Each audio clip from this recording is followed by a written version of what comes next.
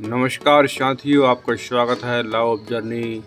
आज हम समझेंगे कुटुंब न्यायालय अधिनियम 1984 की धारा 21 से लेकर अंतिम धारा तक बिल्कुल आसान और साधारण भाषा में, ताकि आप चाहे आज स्टूडेंट हों या प्रतियोगी परीक्षा की तैयारी कर रहे हों, आपको सब साफ समझ आ जाए। चलिए शुरू करते हैं। धारा 21, कोर्ट की प्रक्रिया में परिवर्तन। इस धारा का मतलब है कुटुंब न्यायालय की कार्रवाई में अगर कुछ कमी रह जाती है या किसी खास परिस्थिति में बदलाव की ज़रूरत होती है तो कोर्ट खुद सुधार कर सकती है। यानी कोर्ट के पास अधिकार है कि वह अपनी प्रक्रिया में बदलाव करे, जल्दी निपटारा करने के लिए नए तरीके अपनाए, तकनीक, वीडियो कॉन्फ्रेंस आदि का उपयोग करे। इस धारा कोर्ट को लचीला बनाती है। धारा 22, नियम बनाने की शक्ति है।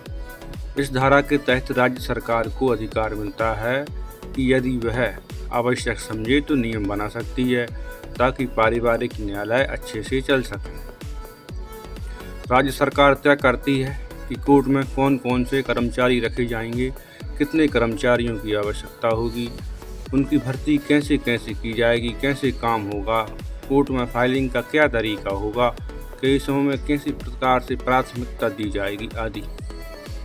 यानी कोर्ट को चलाने के लिए जो छोटे छोटे प्रशासनिक नियम चाहिए वह राज्य सरकार बनाती है।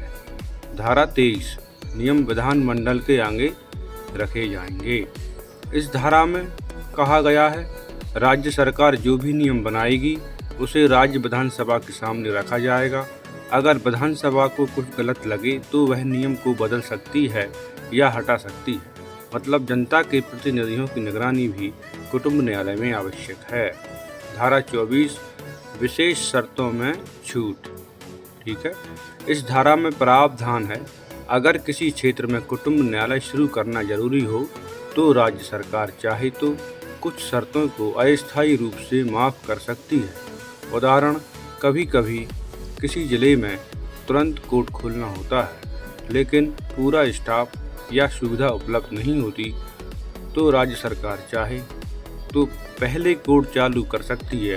बाकी इंतजाम धीरे धीरे पूरे किए जाएंगे। इससे जनता को शीघ्र सुविधा मिलती है और वहां पर प्रकरण लगना चालू हो जाते हैं। धारा 25, अधिनियम लागू करने में आने वाली कठिनाइयों को दूर करना।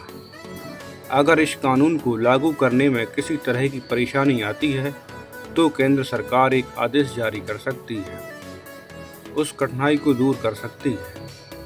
लेकिन ध्यान रखिए, सरकार को कानून के उद्देश्य को बदले बिना ही समाधान करना होगा। समय सीमित होती है, इसलिए पहले की तरह एक निश्चित अवधि मतलब कानून लागू करने में दिक्कत आए तो सरकार रास्ता साफ कर सकती है। धारा 26, निरसन और संरक्षण। इस धारा में कहा गया है जब यह अधिनियम लागू हुआ तो इससे पहले परिवार के विवादों पर लागू कुछ पुराने कानूनों को रद्द कर दिया गया, लेकिन साथ यह भी कहा गया जो केस पहले से चल रहे थे वे पुराने कानून के अनुसार ही चलेंगे, अर्थात जो जिस कानून में चल रहे थे उसी में चलेंगे या फिर कुटुंब न्यायालय में स्थानांतरित कर दिए जाएंगे। इसे कहते हैं पुराने काम सुरक्षित रहते हैं। ठीक है, तो दोस्तों, कुटुंब न्यायालय अधिनियम की धारा 21 से अंत तक कुल मिलाकर यह बताती है कोर्ट अपनी प्रक्रिया में बदलाव कर सकता है, राज्य सरकार को नियम बनाने का अधिकार है, विधानसभा निगरानी करती है, कोर्ट जल्दी खुल सके इसके लिए छूट दी जा सकती है, केंद्र सरकार कठिनाइयाँ दूर कर सकती है, कुछ पुराने कानून हटाए गए हैं लेकिन पुराने केस सुरक्षित हैं। इस कानून का असली उद्देश्य है पारिवारिक विवादों का तेजी से, शांति से और संवेदनशील तरीके से निपटारा।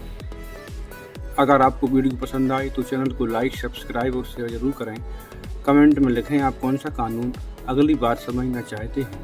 धन्यवाद, मिलते हैं अगले वीडियो में। नमस्कार।